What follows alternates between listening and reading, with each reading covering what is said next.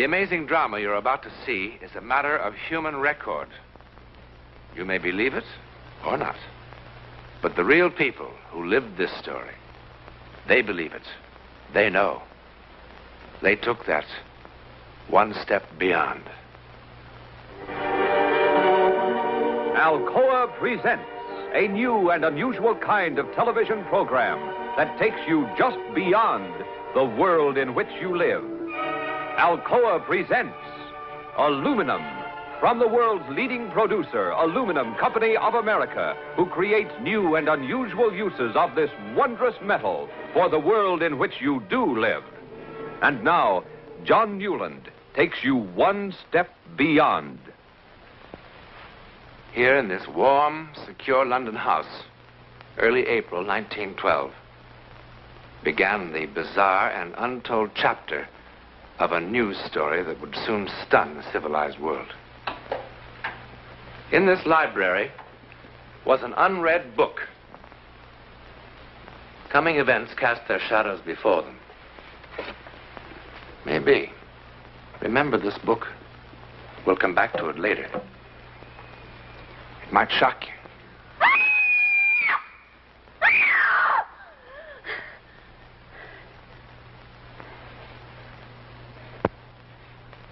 Mother. Mother. Mother. Mother! Mother!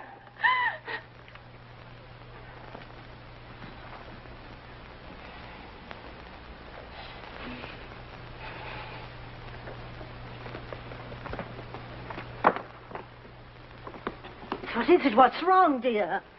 It was water. Dark water. I was drowning. I couldn't swim anymore. I was drowning. Oh, you've just had one of those old-fashioned nightmares. Oh, no. I don't blame you. All this excitement about the wedding. No wonder. Eric was there. And I couldn't find him in the dark. And the water closed in over me. What does it mean? Nothing. Absolutely nothing. And in 4 days you'll be married and in Switzerland on your honeymoon. The happiest bride that ever was. And you can't drown in Switzerland. Nobody ever does. All they do is bang into trees on those foolish skis. But drowning? No. It was all so clear to me. And I could feel the water. It was like ice. Now, if you must dream, I order you to dream only pleasant things. Eric, your wedding dress, and how happy you're going to be. Promise? That's better. Now, come on back to bed. But I couldn't find him. I couldn't find him. Now, that is enough, darling. And I shouldn't worry Eric with this. He's been trying so hard to make everything wonderful for you. There. Now. Good night, dear. And no more nightmares.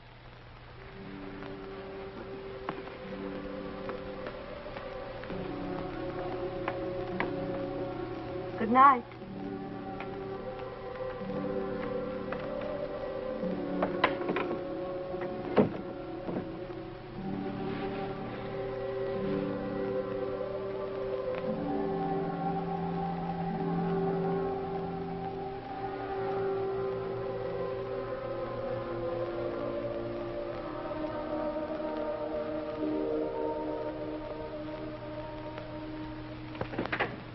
Good morning, Emily.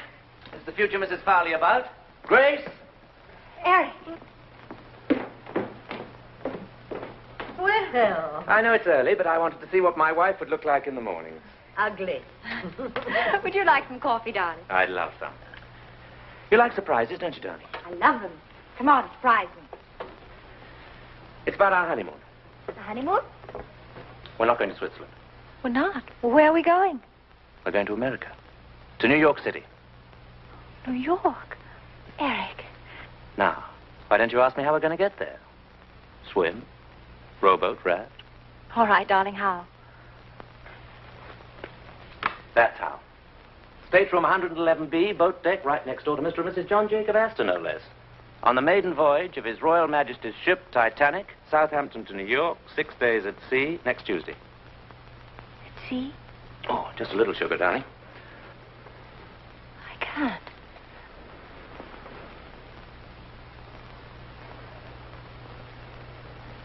I can't believe it.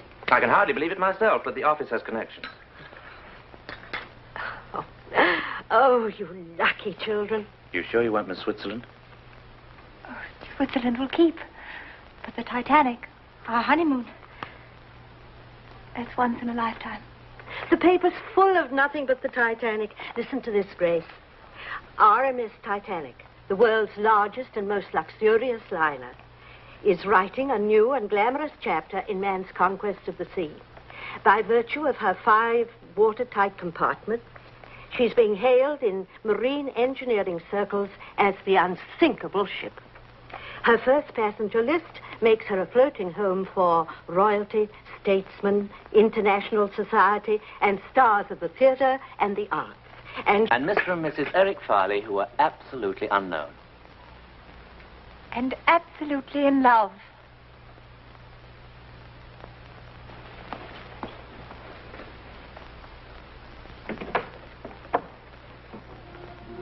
Grace!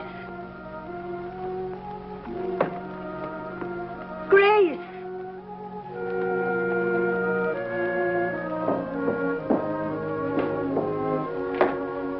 Grace, what is it, darling?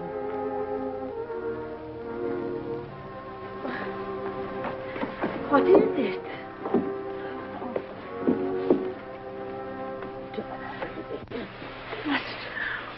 We can't go on that ship. It happened again. I dreamed. No, darling, I do wish you wouldn't. I saw the sea, the cold sea. Oh. There were people struggling in the water. Really? Sinking, dying. Grace. And then a huge ship slid down. Down. Now, it's just a bad dream.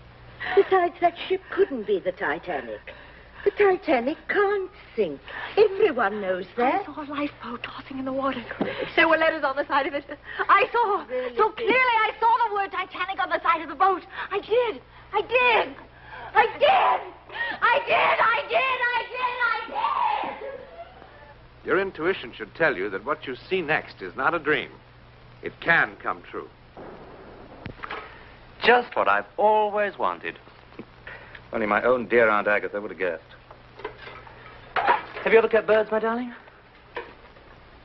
No, neither have I. You ever thought of keeping birds? Neither have I. And by all means, write dear Aunt Agatha and tell her she's made us very, very happy. I will.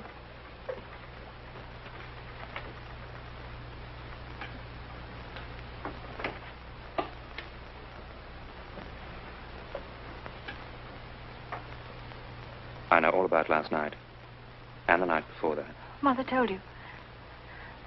I suppose you think I've gone off my head, one of those silly, hysterical women. I think you're a lot overtired and a little over-imaginative. But this isn't my imagination. Believe me, I saw it. I saw it. Now, that is silly. You don't believe what you see in your sleep? I mean, unless you're a gypsy. Grace, do you trust me? You know I do. Then don't spoil the happiest time of our whole lives just because of a bad dream. Everything's going to be all right, I promise.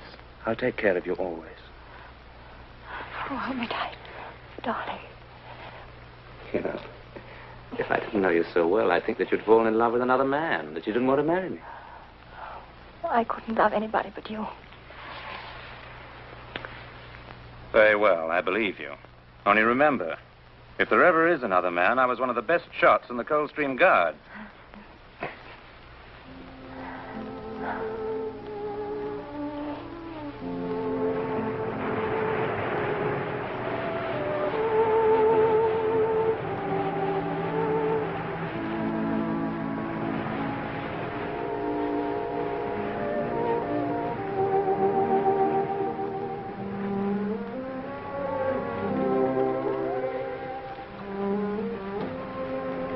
Are you asleep? I think I will keep a bird after all. would please your Aunt Agatha, wouldn't it? Terribly. Did you have any particular species in mind? Oh, a lovebird, of course.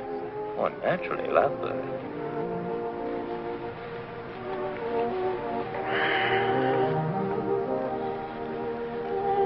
Thank you, darling. What for? The 6 most perfect days of my life.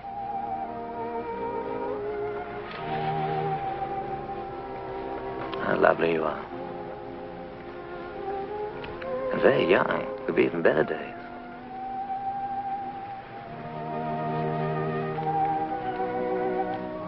You've forgiven me, haven't you, for those silly scenes I made? I've forgotten the whole thing. I'm glad. Such awful, ridiculous dreams. It wasn't a dream at all. I was wide awake when I felt there was something wrong with the ship. Quite wrong. I know you'll laugh. And I don't blame you. I was in my cabin this afternoon. I imagine it was around 4 o'clock when I heard this terrible sound. What kind of sound? It was a terrible grinding sound, as though the ship had suddenly struck some immovable object. The whole boat seemed to tremble with the impact. Tell me, by any chance, did you hear anything or feel anything? No. I heard nothing like that, I'm happy to say. You know, it's probably your imagination, or more likely, indigestion. Now, why don't you see the ship's doctor? He's a good man, I'm told. I'm all right physically. It's just that for the first time in my life, I'm afraid. I'm afraid even for the next few hours. I don't know what I'm afraid of. It's as though something in my soul. You know, if I weren't such a hard-headed realist and I were at home, I think I'd call on my minister. As the mighty ship raced through the Atlantic night, there were others far away who felt dark premonitions of disaster. For one, a Methodist minister in Winnipeg, Canada. 4, 6.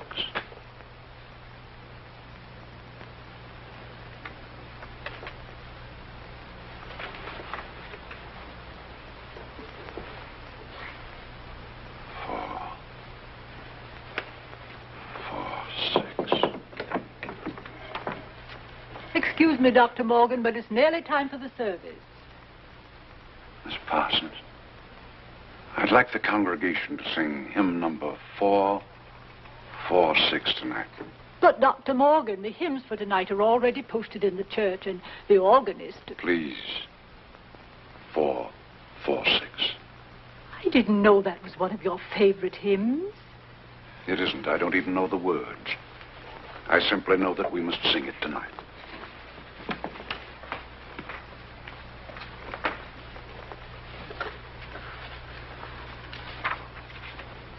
Hear, Father, while we pray to thee for those in peril on the sea.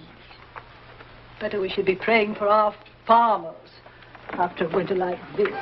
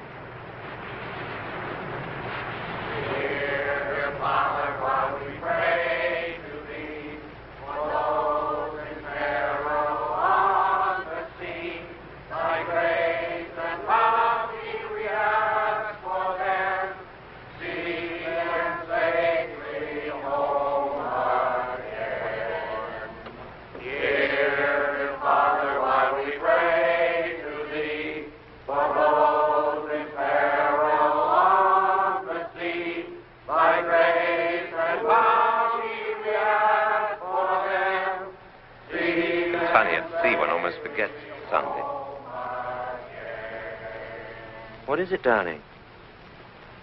Nothing. You're cold. Come to bed.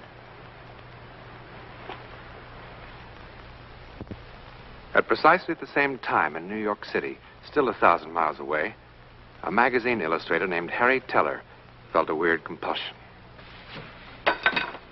I don't know what's wrong with me. Harry, what's this? I thought you were supposed to be drawing pretty girls in the new spring styles. You'll never make the deadline now. I don't know how it happened. I don't know, helpless. Something seemed to be guiding my hand. I can't explain it. You're tired. You've been working too hard. Now, come on. No. No, it's not that. Harry, let's go to bed.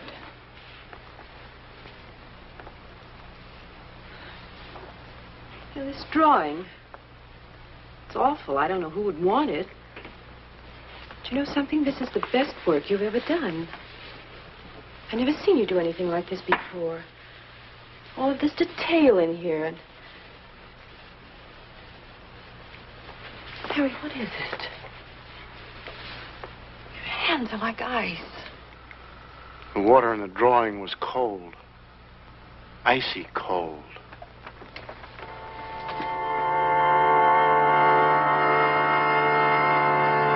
Now, if you listen carefully, we will prove our ability to transfer our thoughts to you.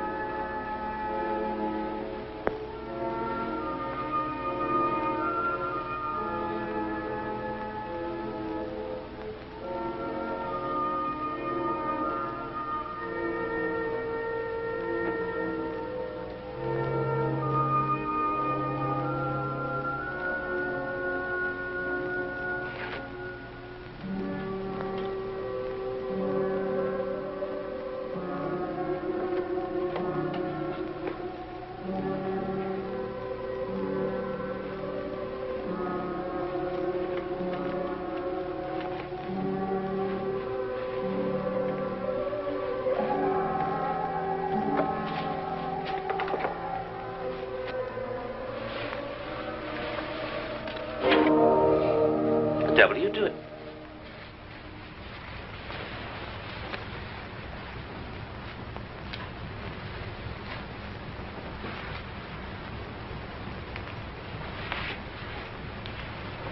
Grace. Grace. Grace.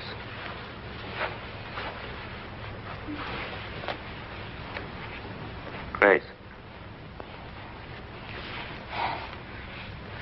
What happened? What's the matter? Everything's all right now. You come back to bed. I don't understand. I was sleeping and someone was screaming, hurry, that we need warm clothes. And I must... What's wrong with me? I must be losing my mind. Oh, I'm losing my mind. Darling, you're driving me out of mind, you know. Look, I'm not John Jacob Astor or a member of the nobility. I've saved for 2 years for this trip, wanting it to be a perfect honeymoon, and to have it spoilt by such childish nonsense. Oh, I'm sorry, Eric. I'm sorry. All right, darling, you're forgiven. I just don't make a habit of pitching my best clothes on the floor.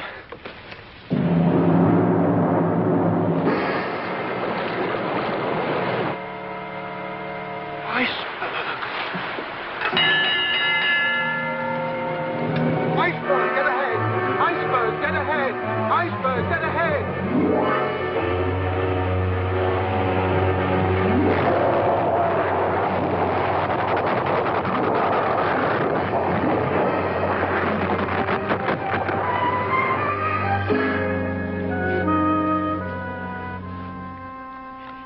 seems to have stopped.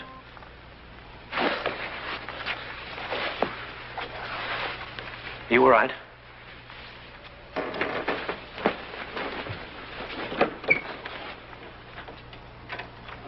Oh, Stuart. Sir. The engine seemed to have stopped. What was it? There was some report of an iceberg, sir. The captain stopped the vessel, sir, just to be on the safe side, you know. What an incredible ship. What service. They run out of ice at the bar, so what happens? We hit an iceberg. Good fresh ice. That's what I like. It's all over the deck. Have a drink, chum. No, thank you.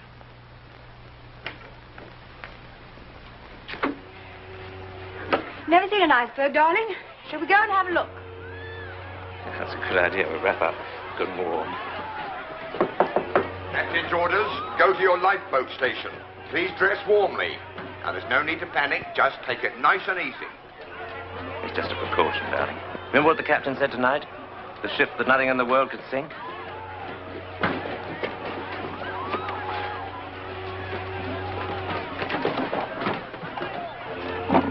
What are you doing? Trying to impress an iceberg with your jewels? Just in case the miners are coming back. Oh, come on.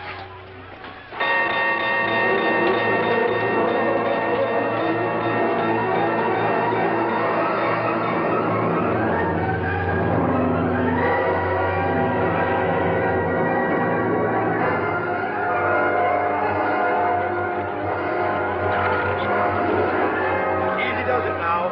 Women and children only. Men will follow later. There we go. Yeah. Right. There's the little one. Here's the young fellow. Take care of him, will you? Yes, sir. No. Thank you, madam. No. No. I won't go without you. Hush, No. darling, hush. No. Now, stop it. Listen to me. Have you forgotten your wedding vows so soon? Love, honor, obey. Now you go with the other women in boat 4. Sorry. I love our marriage. All 6 days, 5 hours, and 20 minutes of it. I even loved our first fight. If you ever have another bad dream, I'll listen to every word. Come, madam. It's all right. It's all right.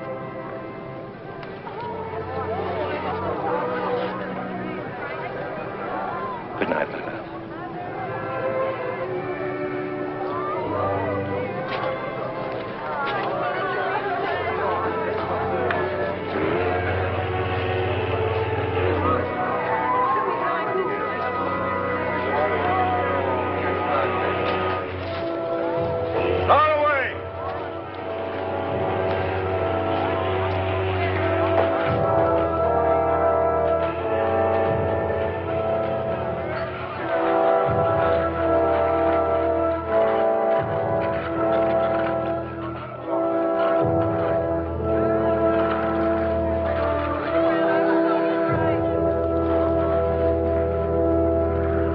Eric Farley never came back to this house.